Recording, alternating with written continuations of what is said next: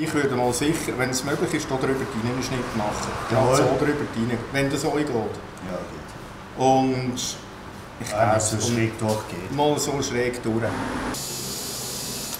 Im Kanton Zürich werden jährlich bis zu 7 Tonnen Waffen freiwillig abgegeben. Und für mich ist das ein starkes Zeichen für das große Vertrauen der Bevölkerung in die Polizei und Justiz.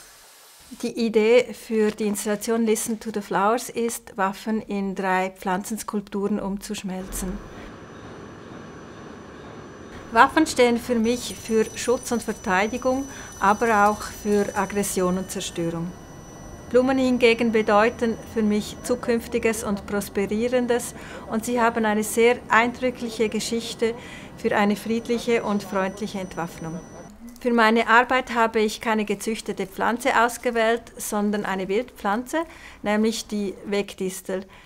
Sie symbolisiert für mich Nonkonformität und eine diverse Gesellschaft. Das Projekt Listen to the Flowers mit den 3 Disteln-Skulpturen war ein komplexes Projekt.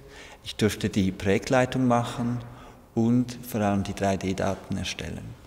Die größte Herausforderung am Projekt war eigentlich, die Innenkonstruktion sauber zu planen und die Disteln, so dünn wie sie sind, auf eine möglichst feine Innenkonstruktion zu adaptieren und diese dann aber auch im Boden zu verankern. Nach 10-facher Vergrößerung wurden die Teile in PMMA gedruckt, was Plexiglaspulver ist, wobei die maximale Länge der Teile 1 Meter beträgt. Die 3D-gedruckten Teile werden mit Wachs infiltriert, damit die Gusskanäle angeschmolzen werden können und um die Teile wasserabweisend zu machen.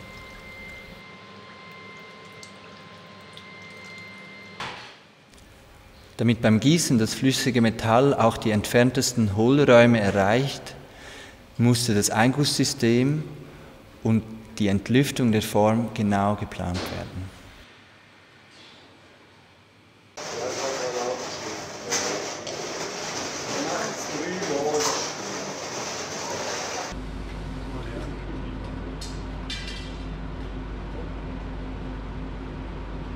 Die Modelle wurden mit flüssiger Schamotte umgossen.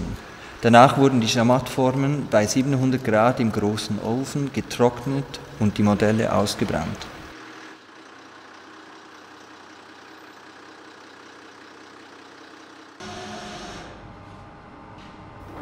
Im nächsten Schritt erfolgte das eigentliche Gießen.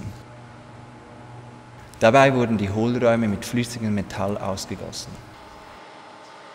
Für die Blütenkerne verwendeten wir eine Metalllegierung aus Waffenstahl und Bronze.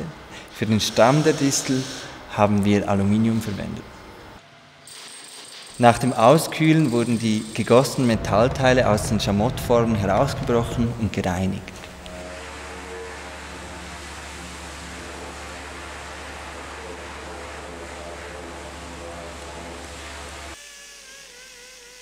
Jede der 3 Skulpturen besteht aus über 60 Teilelementen, die zusammengeschweißt wurden. In einem letzten Schritt wurden die Schweißnähte und die Oberfläche ziseliert.